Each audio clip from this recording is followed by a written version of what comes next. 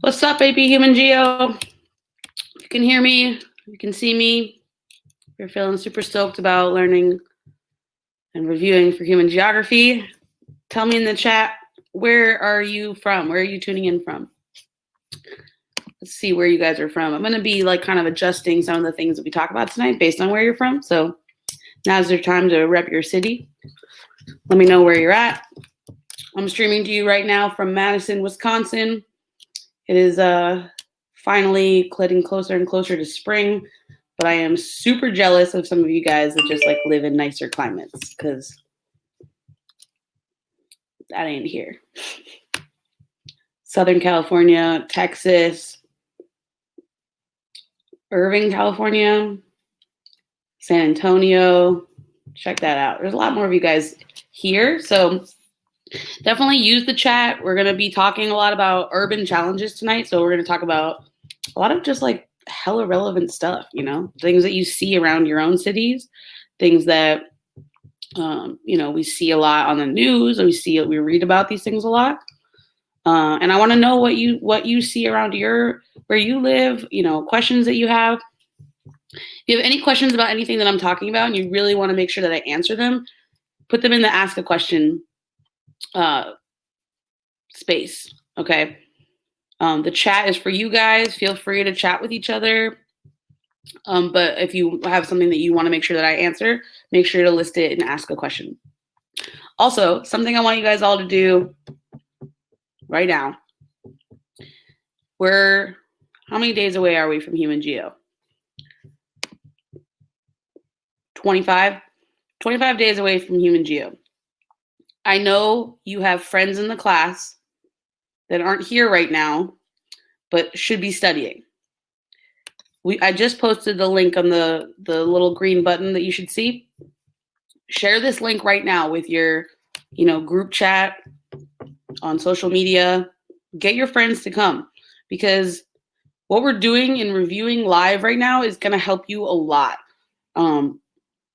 You know, be that person, be that friend that's like, come on, guys, you know you should be studying. So take a few minutes out of your night, you know, convince your friends to come join us.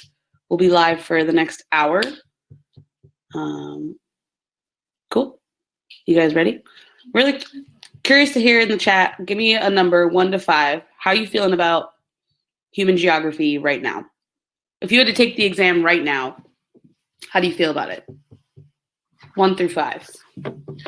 And don't give me any of these negatives. Some of you guys ask this question and I get like -10. You won't get a -10, I promise. No matter what you do, you will at least get a 1. At the very least, just take the test. You're at a 1.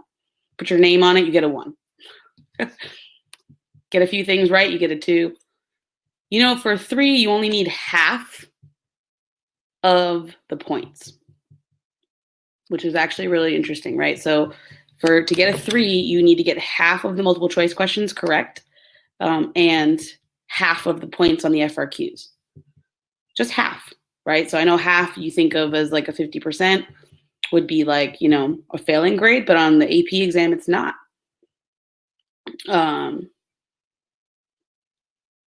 What about a 4? A little more than half. I'm not sure what the exact ratio is. You know, for 5, even more. 5 would be like maybe like 75%, 70%.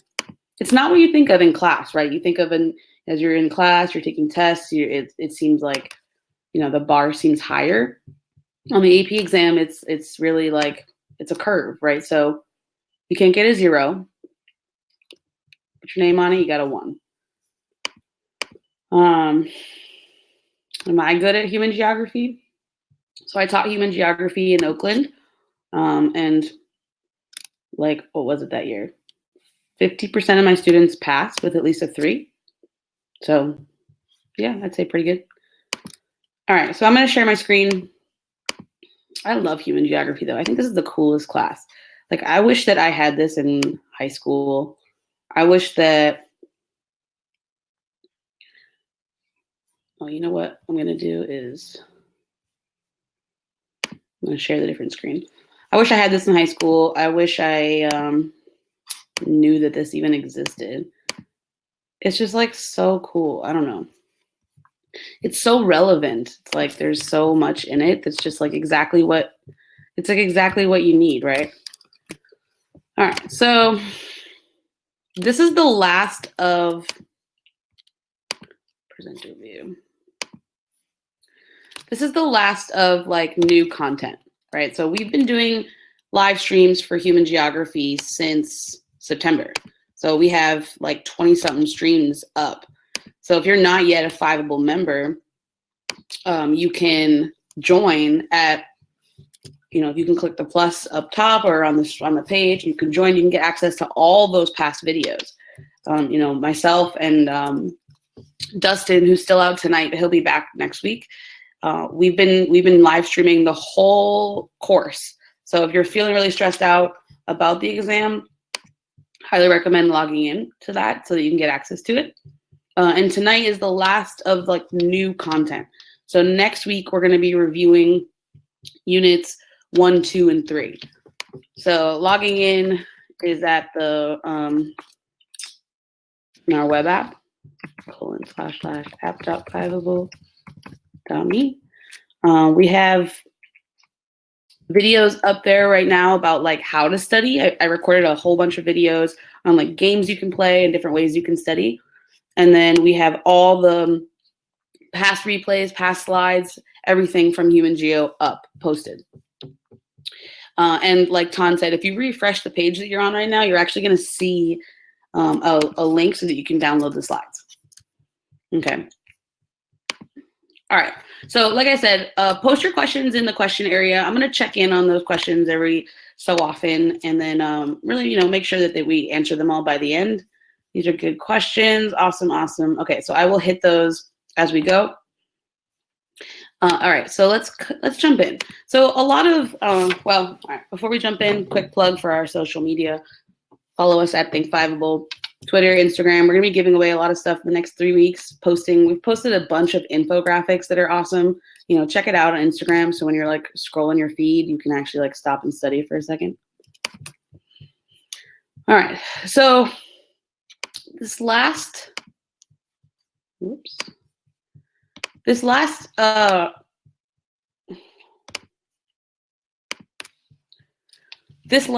unit 7, is all about cities. Okay, so last week I talked about all the different like maps, the different models of cities in North America, around the world. This week is all about the challenges that people face in cities. So the real like essential question that we're answering here is like, what are those challenges and how are we responding to them?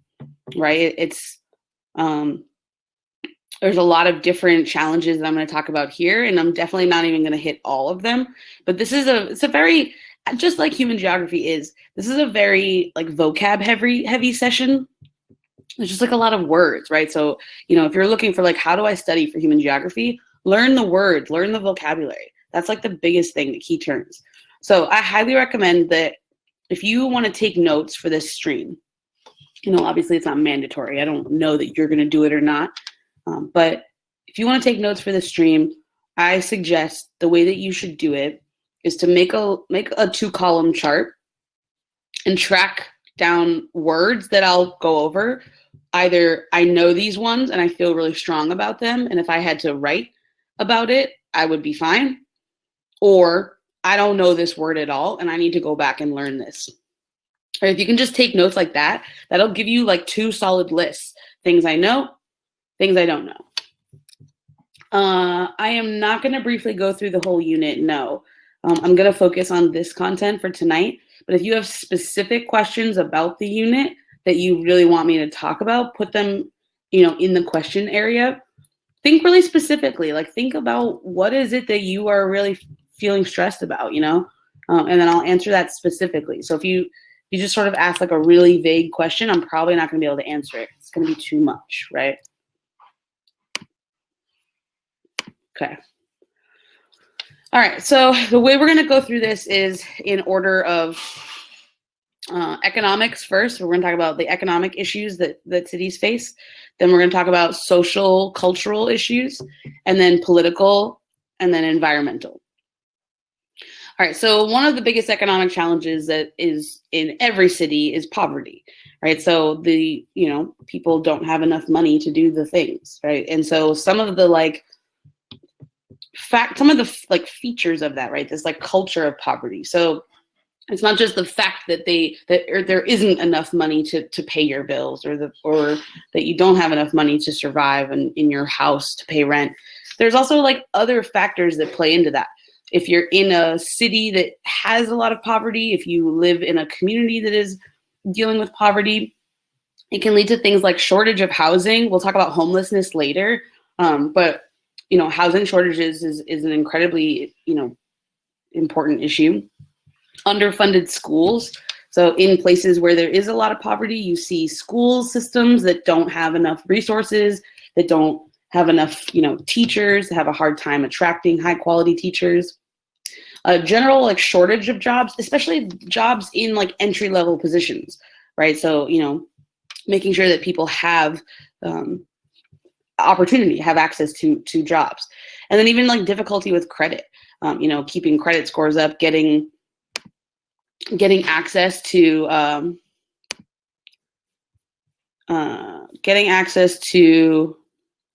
loans, right? Those can all be difficult. Yeah. So listen, if put your questions in Ask a Question, and I'm gonna answer them as I go. I'm gonna kind of stop in different places. So think of this as like a review, almost like lecture with like interactive questions throughout. And so hang tight if I haven't answered your question yet. All right, so I want to show you this map. This is cool. It's called Mapping Poverty, and I'm going to throw it in the chat so you can see it. There's a lot of maps like this I'm going to go over today. Just kind of show you like what this looks like. So this is a New York Times. So you can see the darker the color, the more percentage of people living below the poverty line.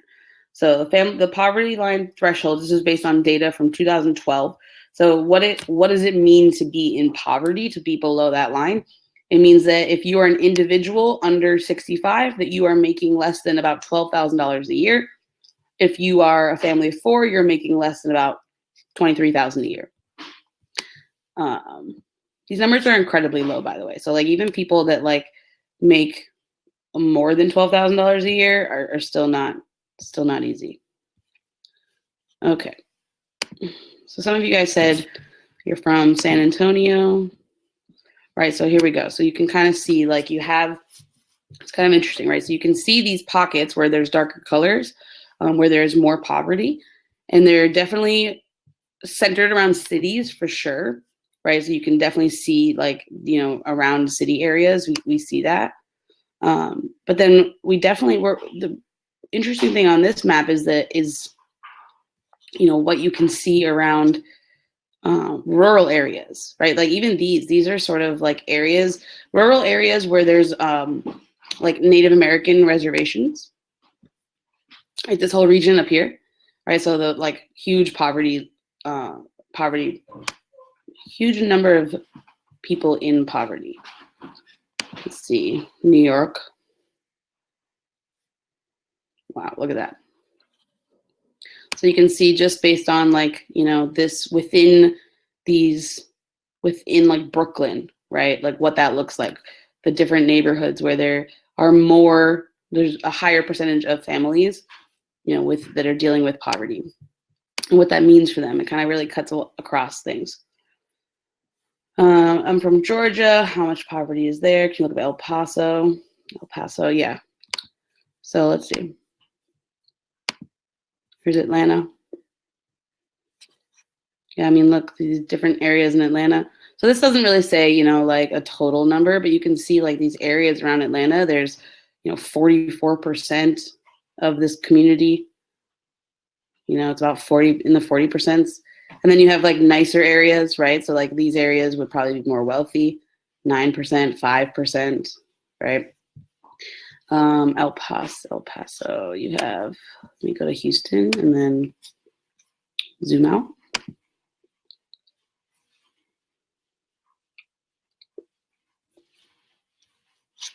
All right, this is getting a little stuck. Okay, well, you have the link.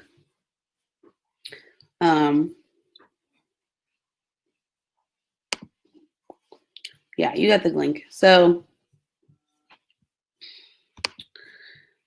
all right, so poverty. Let's keep going. We got lots of stuff. One of the things I do want to say, though, is just like this. Well, yeah, I'll keep going. Okay, so another economic challenge is urban decay. So basically, as we've increased our technology, we no longer have the same need for the same types of workers. So for, places where there were factories, manufacturing, a lot of workers are being replaced, right? Either that entire thing is no longer needed because technology has replaced it, or we're replacing the workers themselves, right, with automated, machines. And so in places where there used to be factories, these are called brownfields, and they're abandoned, right? So there's, you can see these are totally abandoned places. And it's a challenge because it's really hard to fix it. It's really expensive. There's a lot of, potentially chemicals in the land below it that have sort of seeped in. It would be really expensive to like sort of demolish this and rebuild. And so they kind of remain abandoned. The idea of this term filtering is basically when there's a change in use of a house. So when a house goes from a single family home to a multifamily home, and that could be because the owners wanted to rent it out. It could be because they moved out and then the landlords decided to rent it out to multiple people. And some of those homes are not necessarily made for that, but they are being used for that. Redlining is this idea where banks have refused loans to areas that were deemed like too risky. And we're going to talk about racial segregation in a few minutes, but this is an interesting map here. So this one here. This is Dallas, Texas. So basically what happened is that banks would deem certain areas. So in this case, this is like these areas here in the city as being too risky for a loan. And generally those were determined by race, right? By poverty levels, right? All of these things were interconnected. And then you can kind of see outward, right? So in terms of doing that, if you couldn't get a loan, you also couldn't buy a house in that area, in certain areas of the city. And so this leads to even more racial segregation. The process of redlining through the 30s, 40s, 50s, 60s that was why a lot of cities look as they do. And I'll show you some maps of what racial segregation looks like in cities.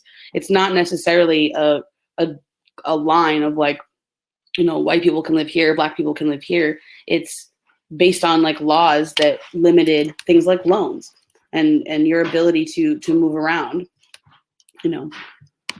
This, you can see here, this is Los Angeles. You can see like all these red areas, right, were deemed too risky. And they really line up today. So if you like overlay them with like racial segregation in cities, they're virtually the same. All right. I didn't add a picture on these ones. Come on, Amanda. All right, well, urban redevelopment. These ones are kind of quick. So urban redevelopment is essentially the, listen, if you're getting hacked, we're gonna kick you out of this chat because we can't have this. So if there's some issue where someone is taking your phone or your computer and typing into it, you need to stop if you want to continue to be in this chat.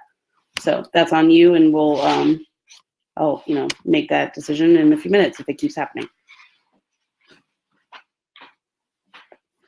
All right, so redevelopment. So basically, this is the idea of renovating a site within a city, right? So if you have some of that urban decay, if you have a parking lot that is unused, it's just sort of removing that landscape and then rebuilding. Eminent domain is the idea when a government will seize land for public use, right? So they'll take the land from whoever owns it and then use it for some sort of like public use. It's a problem, right? So like eminent domain, like you could be living in a house that your family has lived in forever, and then all of a sudden the government wants to come in and build a park, build, you know, a highway that's going to go straight through your neighborhood, and it tends to affect communities with less power, right? Okay, so some of the like social challenges with housing. So just to like kind of discuss the differences between developing countries and developed countries.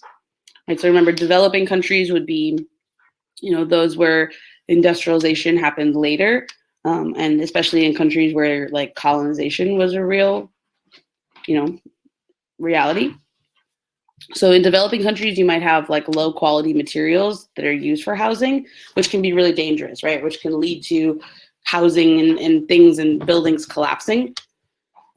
Especially as we are dealing with more natural disasters because of climate change. This is a huge problem, right? So places where earthquakes are happening, tsunamis are happening, hurricanes are happening, you know, this is an issue where these buildings are going to collapse. So people in developing countries are more at risk than those in developed countries. But in developed countries, what we see with housing are poor quality, right? Same thing, you have the same issues, but you also have just like not enough housing available, and housing is just really expensive, right? It's really difficult to pay for rent, like especially in some of the cities that have become very gentrified, which we'll talk about in a few minutes as well. All right. Like that old man's house and Up. I don't know.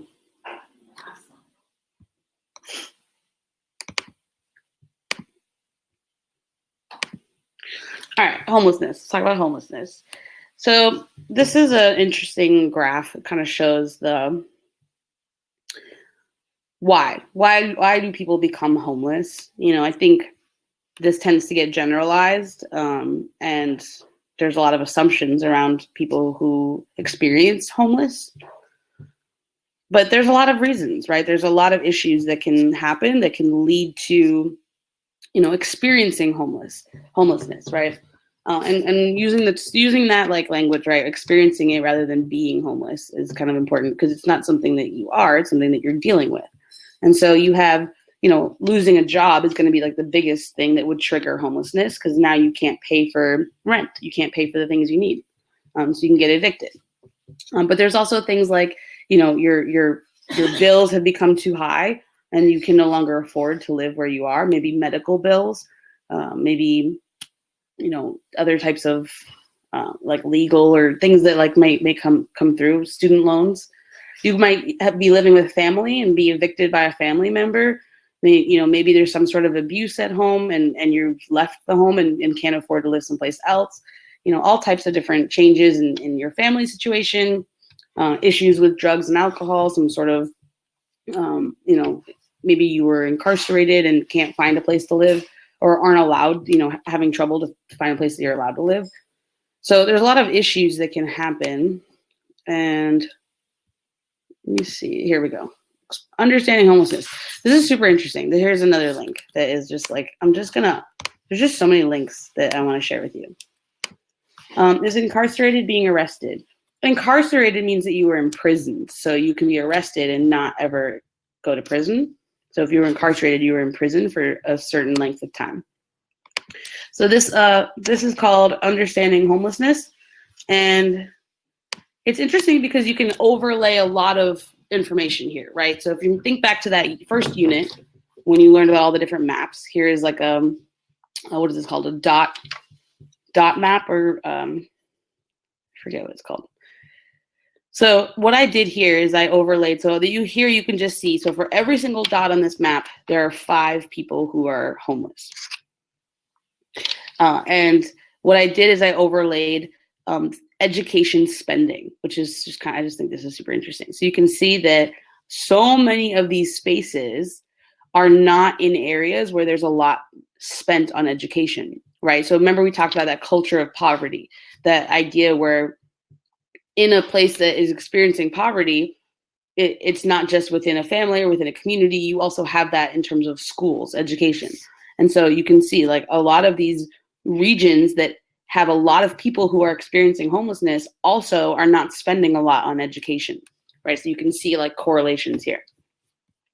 Here's another one, mental health underserved. Look at that. 87%, in the green ones, 87% of people who have to deal with mental health are in green. Look at look at these correlations, right? And so it just kind of brings us back to like this graph, right? Like, how do we account for these issues? How do we solve problems like homelessness? You'd have to solve for each of these underlying issues, right? All right, let's answer a few questions. Hit me with your questions, y'all. Okay. The two on the top I'm going to come to later because they're just not quite related to this.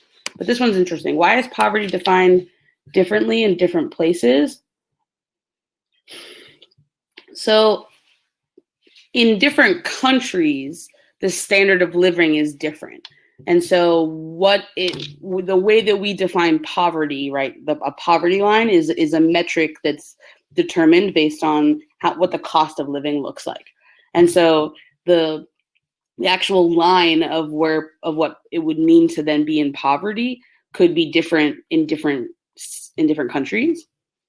And so that would be like the biggest thing, but ultimately it's not necessarily defined differently, but you would see it as it would appear as sort of a different circumstance, right? Like, to be in poverty in the United States looks different than being in poverty in Brazil, right? Like, just because the standard of living is so different. And like the dollar goes further, right? So, if you are considered under the poverty line in the United States, that those dollars may go further in a country like Brazil or India or China. All right, we'll come back to those ones. Keep asking questions. All right, food deserts. Food deserts are super interesting. So on this graph, it's showing you, so what is a food desert? Basically, it's a zone within a city that doesn't have food stores, right? It doesn't have actual like supermarkets. They might, where people might get their food in a food desert would be more like bodegas, convenience stores, like 7-Elevens. There isn't necessarily like an actual supermarket, right? Even whether it's a chain or a local one. And so that's a problem, because when you are buying food at a corner store, it is more expensive and there is less food that's healthy, right? So you're buying mostly like junk food, right? Where are you buying vegetables if there's no supermarket near you? So this is what makes this really difficult. This is why when you also think about a culture of poverty, there's a lot of health issues that come with that, because the nutrition isn't there. So this map is showing you the darker the red is the higher percent of people with no car and no supermarket store within a mile, right? So, it's a massive issue in a lot of regions. Some of the dots on here are not in urban areas. These are more like rural areas where it's still a huge issue, of course, like you can't go further. But in cities, like right in the city, you can live in a city and be in a food desert, right? So Oakland is actually a good example of one. I wonder if it shows up on this map.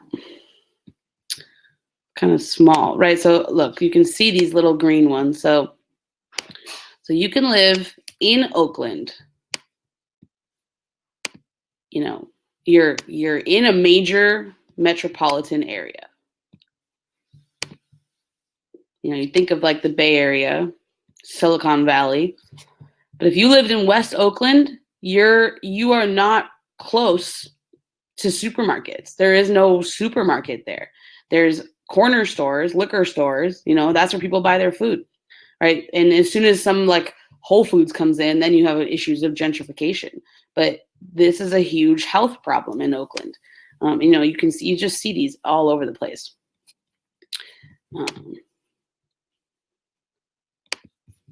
Let me drop you this link too. I'm going to be posting all of these links on inside of Flammable Plus. Just more and more. These are great questions. Is there a reason why the abundance of food deserts, homelessness, and other urban challenges are very common in the southeast part of the U.S.? That's an awesome question. Yeah, there are reasons. There are several reasons. So one, there are a lot of rural areas in the southern part, the southeast portion of the U.S. So rural areas tend to face a lot of these issues. Within the cities in the southeast area, let's see, around New Orleans and in Mississippi, Alabama. So also in that southern area, you don't necessarily have really good access to services.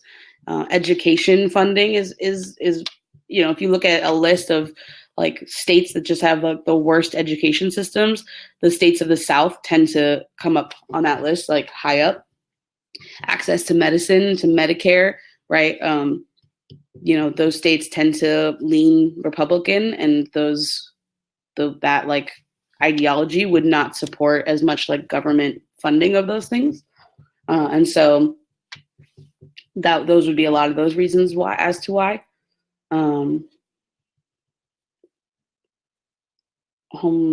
So that's how I would answer that. Yeah, why is the Southeast so heavy on food deserts? Yeah, same answer as before. This question, let's see. How come homelessness is a lot more common in cities and not rural areas? I think, there are more people in cities, right? And so, if you're experiencing homelessness, I don't know. This is a really good question. If you're experiencing homelessness, what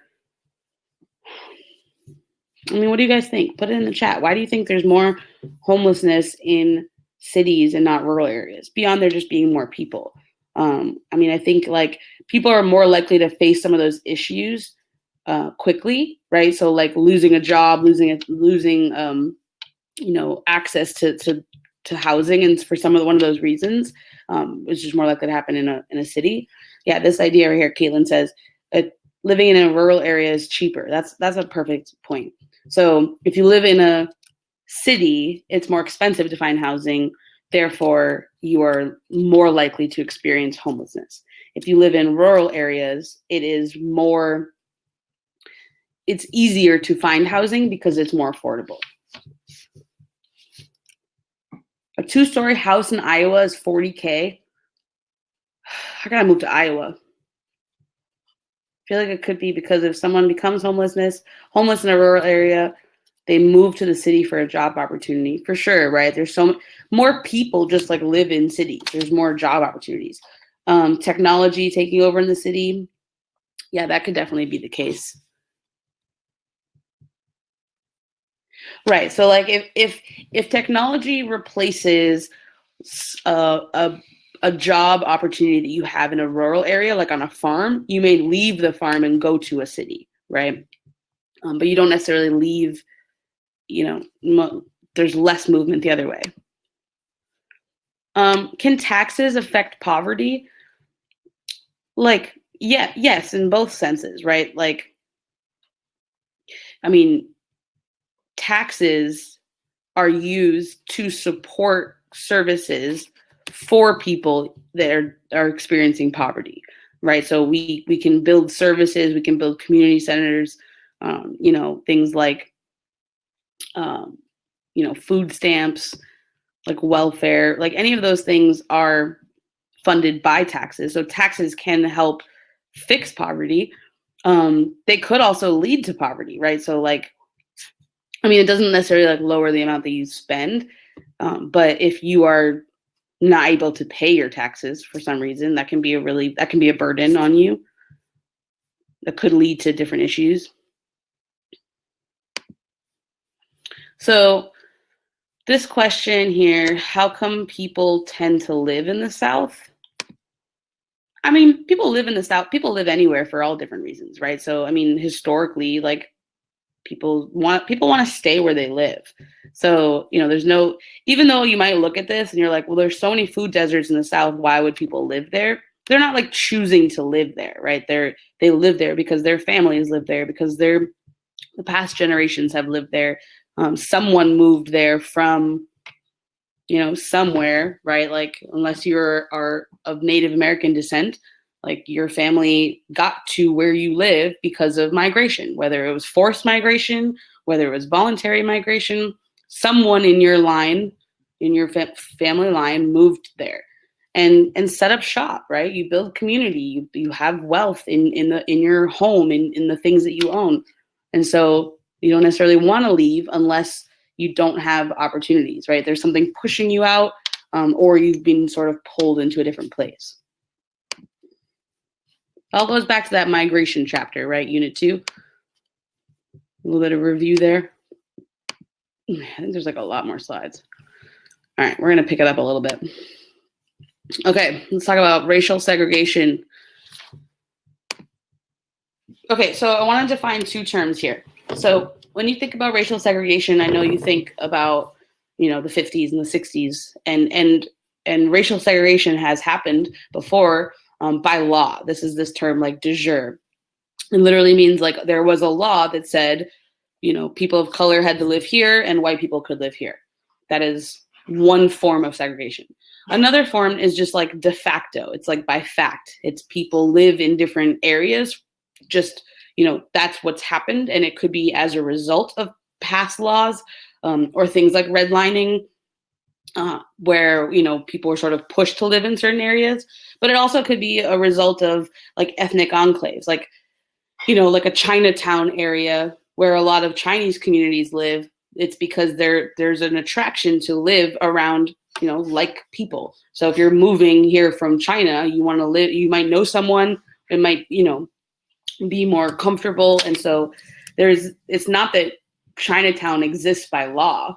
It may have existed by law in the past where these zones were now used for like Chinese immigrants, but it's not necessarily a lot today, but it continues. So it's by fact.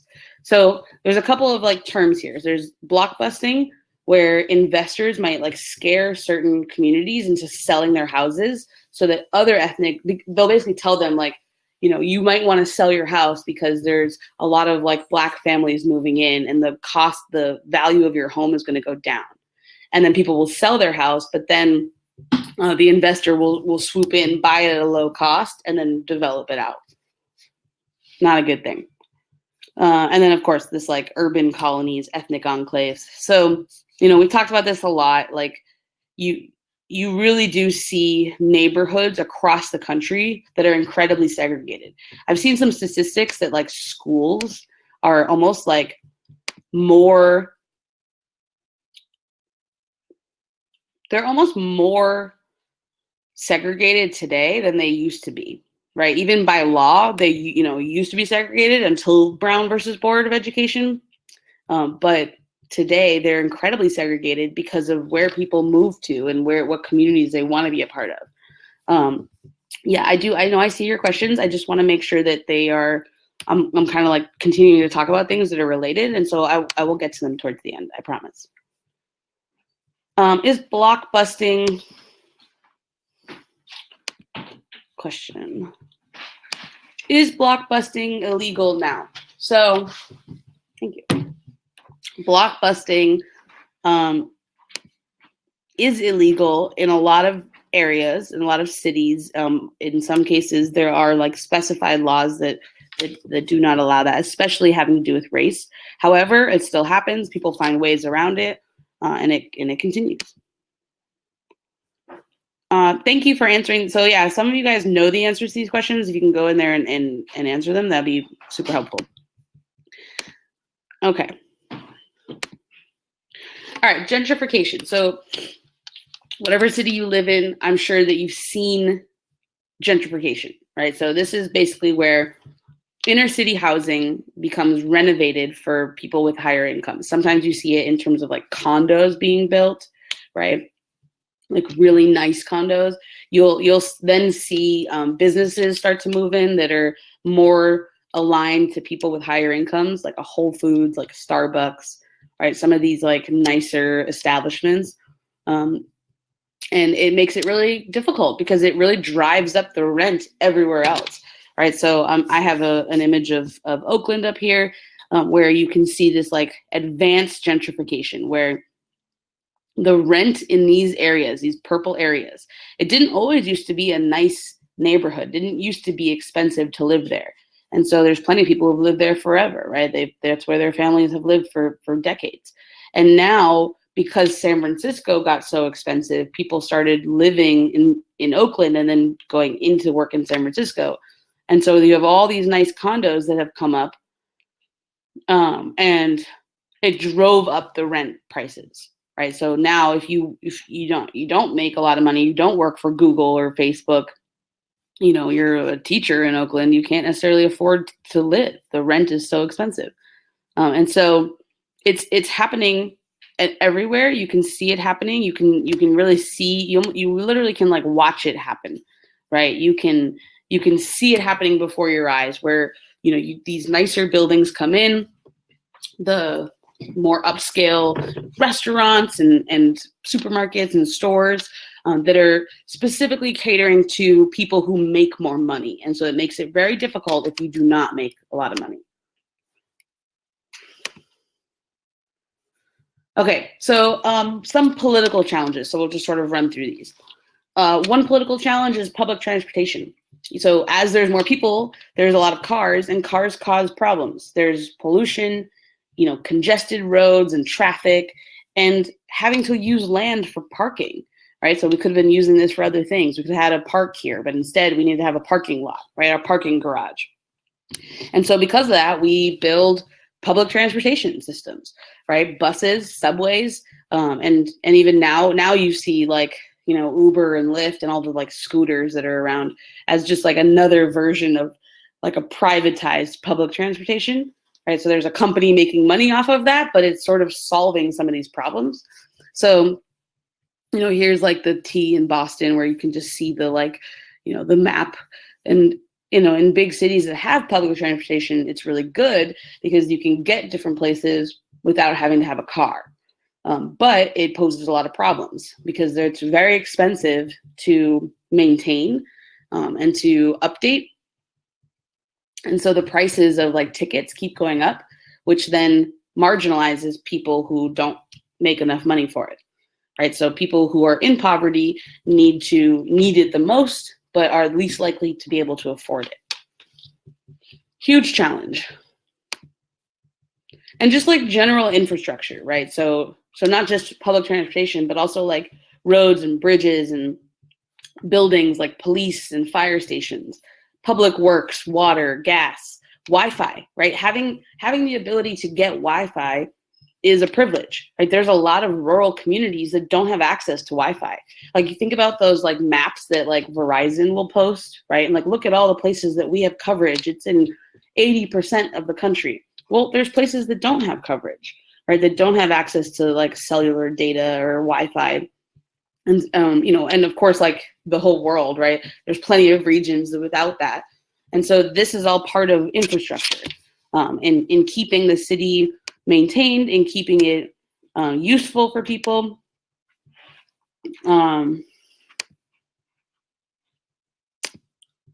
Infrastructure.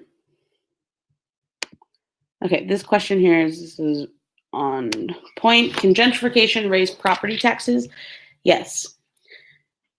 Yes, it can raise property taxes. It can raise the value of property, right? So when you think about like You ever hear like, oh, you should buy a house now in certain cities, right? Like Detroit, right? Detroit housing might be low cost right now, but over time it will be gentrified. And so if you own property there, the value of that property will go up over time, which means that the property taxes themselves will go up over time. Part of that is also why schools are underfunded in areas with more like communities in poverty. It's because you have school funding in a lot of places comes from property taxes. And so if in a community with really nice houses where property taxes are higher, there's a lot more money for the schools. In communities with houses that are not as nice, the property taxes are lower, which means there's less money for the schools. So even just the way that we fund education it's like not fair, right? It's like based on like what already exists there. And so rather than putting more money into the communities that need it even more, we're literally having like the community itself pay for it through property taxes. Okay.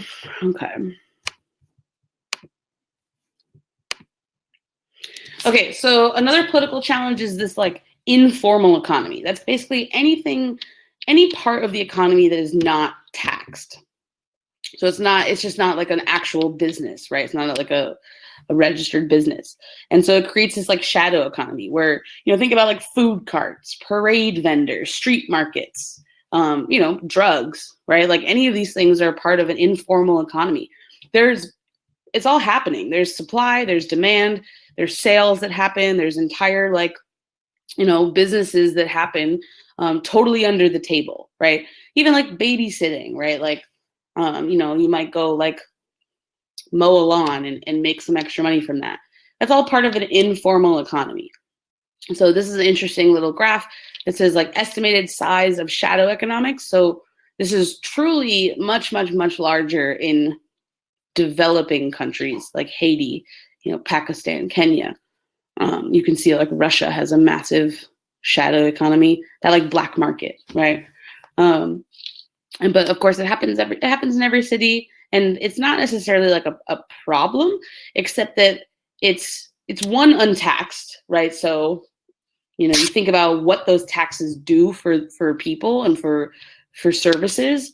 The tax money is then put back into communities. So if a lot of business is happening that's untaxed, that can be a problem. It's also unregulated. And so while, and if you're opening up a restaurant, you have to make sure that your food is approved and that it's a certain level of clean. But if you open up a food cart or some sort of, street market kind of thing, it's not regulated. So that can be dangerous, depending on like where it came from. Crime and terrorism. This is a really interesting graph that I found. We think of crime as a lot worse than it usually is. Crime itself was incredibly high. It hit a peak in like the early 90s, crime rates, for a lot of different reasons. And since then has been in decline. But this is just so interesting that like the fear of crime is really high, but the actual crime rate is actually not that high. But it's always linked, to other issues, like if you just consider like why people may commit crimes. Terrorism is also a point on here because cities themselves have to consider like terrorist dangers, right? They're more likely to be targets of some sort of attack. And so they have to have systems in place to prevent that. Let me put this one up here.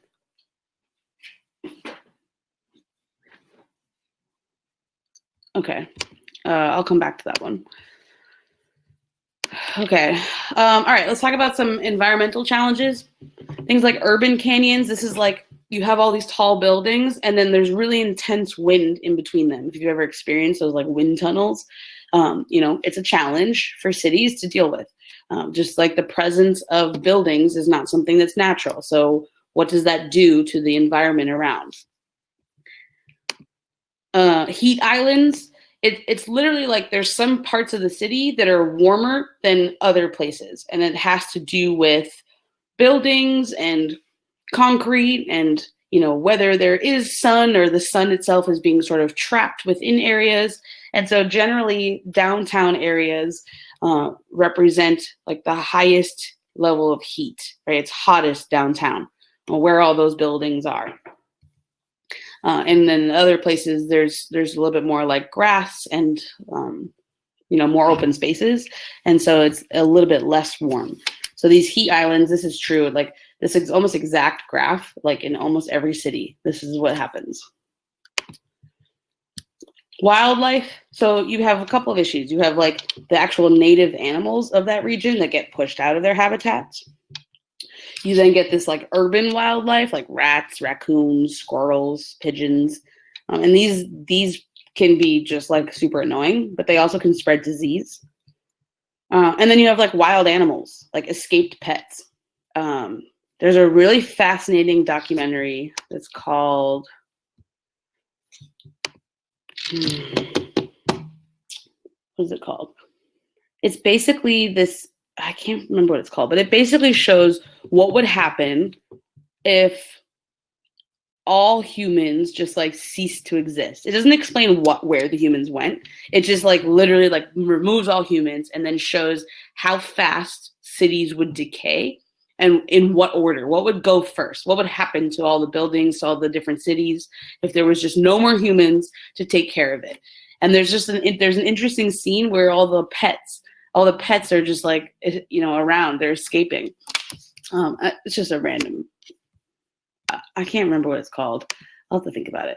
But generally, there are animals that are sort of in the wild, right? Cats, dogs, snakes, other types of escaped pets.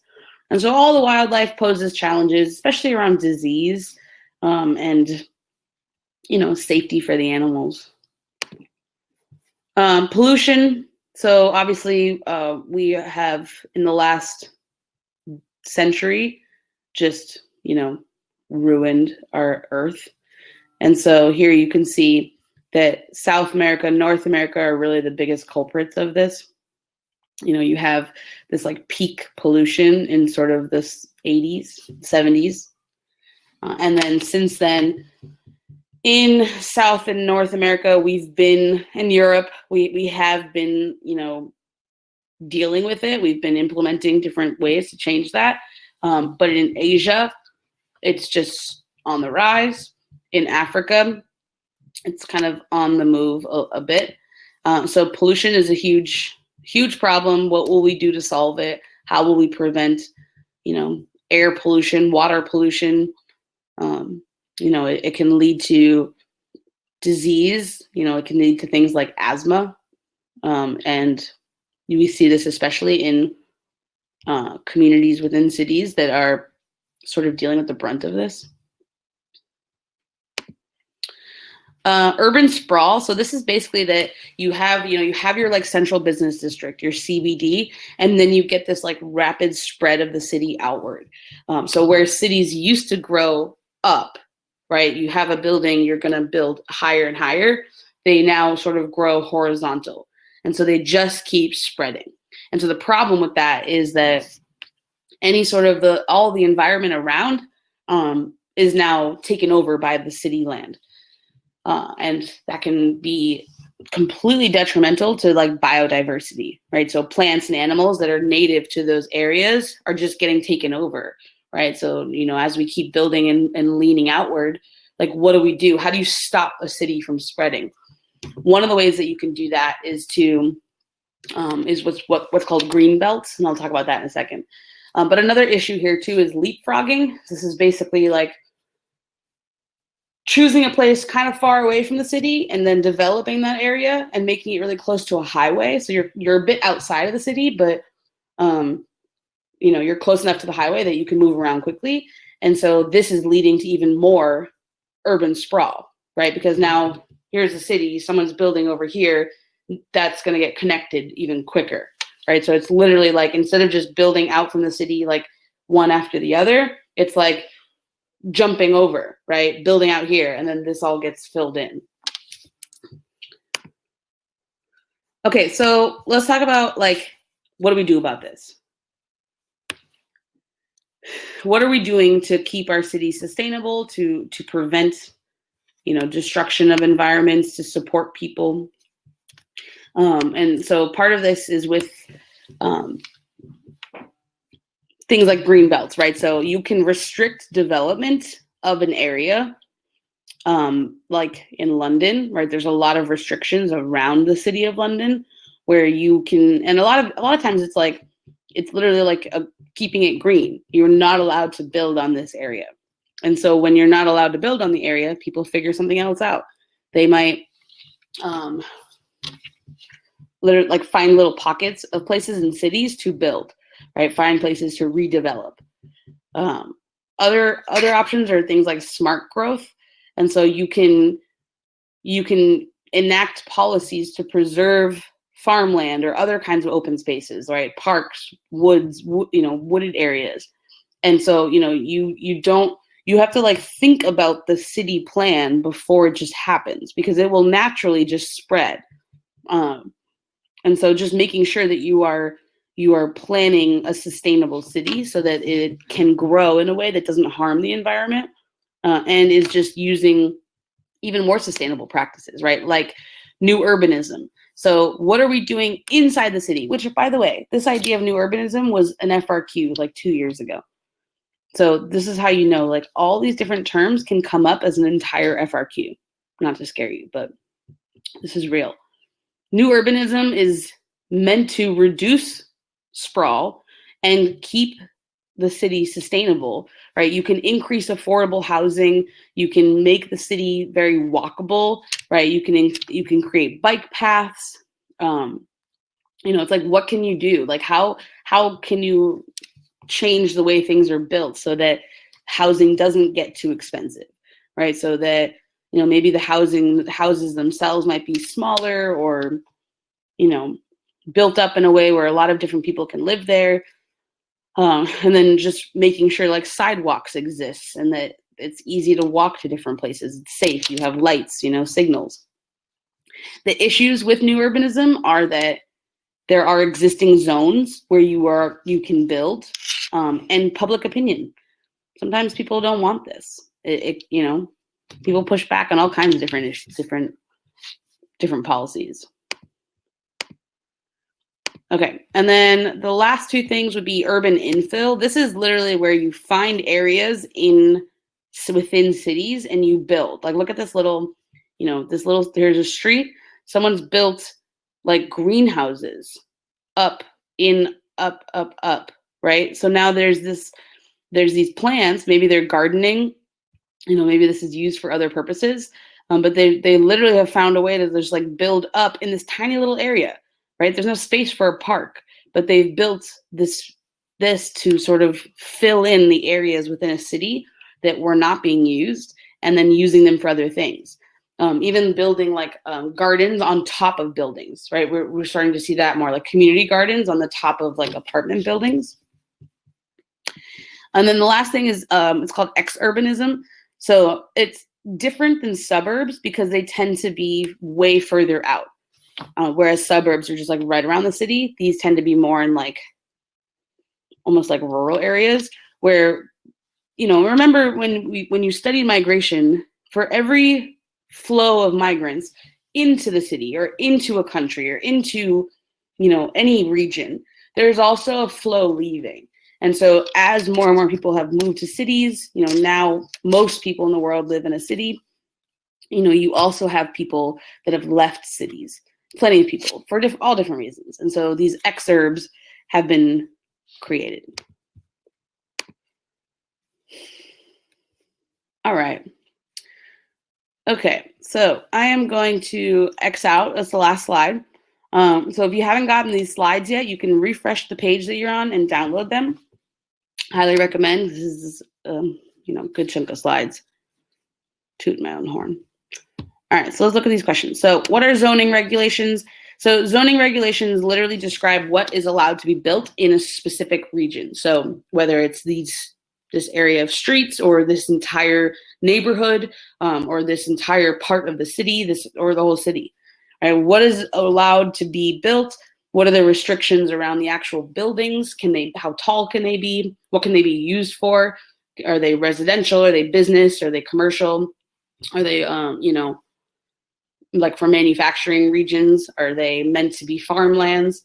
So it's all just about like what the city, these are typically like city politics would decide this. What does the city decide in terms of what can be built here? It could also be the state that is zoning different areas. And federal government could have some say. There could be like some federal buildings where things are or are not allowed. But these are typically city regulations.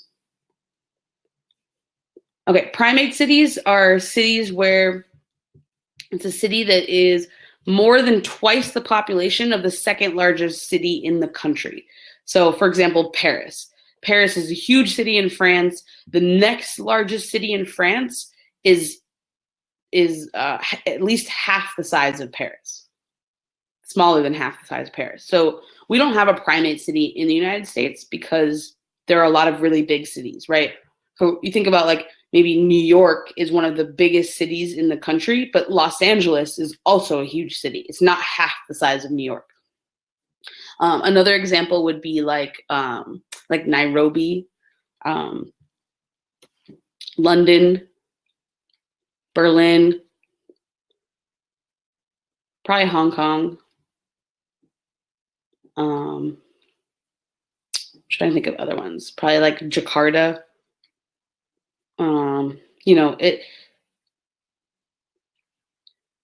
Mexico City for sure. Tokyo, probably. I mean, Tokyo's huge, but there's also other big cities in Japan too. Like, I'm not sure how big like Osaka is. I don't know if it's exactly half. So, there are plenty of countries that have several large cities, like India, right? India has cities that are massive, several of them. And so it doesn't necessarily have a primate city. So a primate city would just be one that is at least double the size of the next largest city.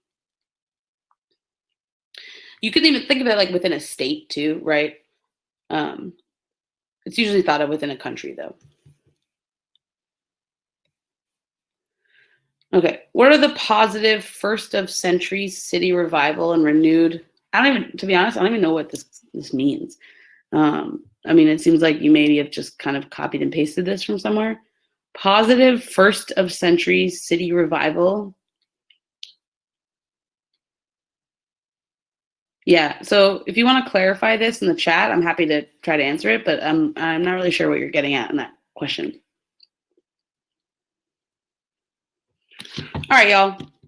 Any other questions for me about urban challenges, about, human geo test?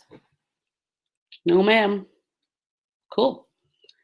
All right, well, to give you some sense of where we're going, next week we're going to review units 1, 2, and 3. The week after that, 4 and 5. The week after that, 6 and 7. Put it in your calendars. We're here every Thursday night at 7 p.m. Eastern. This is a free session. Get your friends to come. Spread the word. Dustin will be back next week. He'll do some like practice essays with you.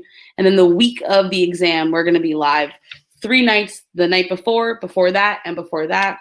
And those are going to be for Plus members only. So if you are not yet a 500 Plus member, now's the time, y'all. You're going to run out of time to like binge watch things. We have so many resources posted. So you can learn more about this. //500.me/plus. Check it out. Consider subscribing. When you become a member, you're supporting our teachers. You are supporting all the work that we're doing to create a platform for you so that you have everything you need to pass, right? We want to make sure that you are earning these credits because I am not someone that took AP classes and now I'm sitting on like $70,000 of student loans. So whatever you can do to avoid that, I highly recommend doing because it is not getting any better. In fact, it's getting worse. So do what you can to get all the credits you can. Thank you, Kaylin. I just keep cutting my hair shorter and shorter. So, all right, y'all. thanks for this awesome lesson. You guys were great, asking great questions. We'll see you next Thursday.